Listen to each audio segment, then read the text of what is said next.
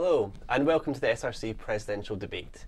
I'm joined by our three candidates today. We have Tommy Gore, Sophie Hall and also Philip Neal.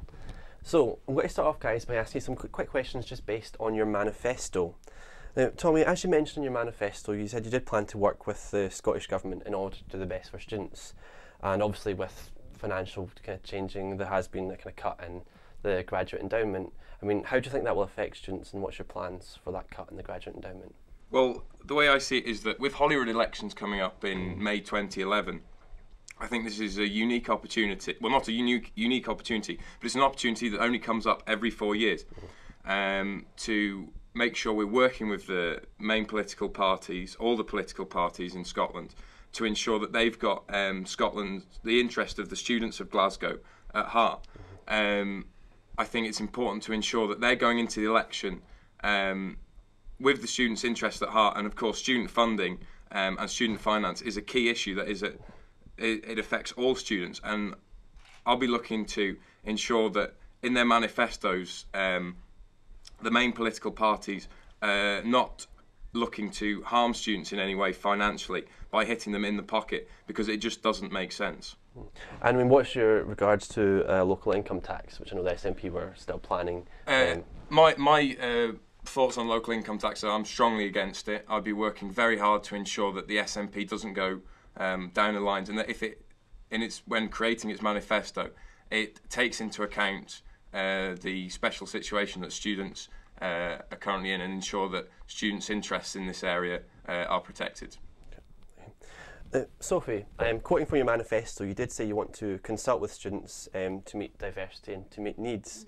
Now, generally at Glasgow, I know that student participation is not great amongst kind of things like that. I mean, how would you aim to do that while still ensuring you meet the needs for the majority of students? I think there's lots of ways that the SRC does consult with students on a regular basis. For example, the Advice Centre is a really good asset for us. We have a lot of students coming through the Advice Centre, and they feed directly through to our policies. For example, our maternity policy was based upon information from the Advice Centre, and I think really building upon the information that we have there and really taking that forward. I think as well we've got a really strong link with class reps, and I think having a strong team in the sabbatical officers with Vice President Student Support and Learning Development, as well as Media and Communications, and working together and leading that team would really increase opportunities to consult with students through clubs and societies. We know that students do actively participate in clubs and societies, and this is a way we can find out more through them. Also, and that would be through helping the Vice President Student Support and supporting them, and through supporting Vice President Learning Development to increase links with the class reps. It would really help with consulting students. And I think that's the two main ways that we can really consult students who are already participating. Yeah, no, that's good. Now, Phil, I noticed you said in your manifesto something I'd picked up on, and you said that you felt the SRC had failed when it came to kind of political representation. It was more just like, what was your kind of thoughts on this? I mean, what do you mean by like you felt they had failed, and do you feel that it should play a more like political party should be more involved within the SRCs? What I mean by a more political role, essentially that the SRC should both be a central and a leading voice and a strong voice within the boards of management, and both on the national scene, but also on the campus.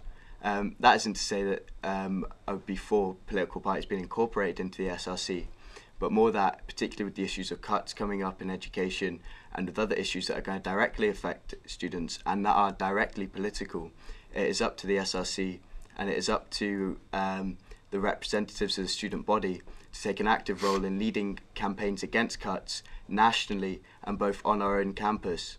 I think it's important that the SRC play a formative and an instrumental role in linking up the campaigns that are going on up and down the country, and that the SRC should be very much at the heart of providing a voice for student concerns, both on a national level, but both also be a strong voice in board meetings and management meetings. The next couple of questions are more kind of general questions that we'll ask you all. So the first one is, now the SRC I know are planning to move for temporary refurbishment of the John McIntyre building.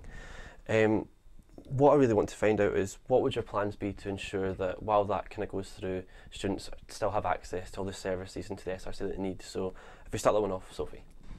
Well, obviously working in the SRC building at the moment, we obviously have a really great benefit in the fact that it's in the centre of campus. The SRC the building that we're looking towards moving to isn't actually that far off campus, and I think it's a lot about directing students towards where our new services would be. It's a lot about making sure that we're working really hard to make sure we've got the right publicity and we're sending the right message to students.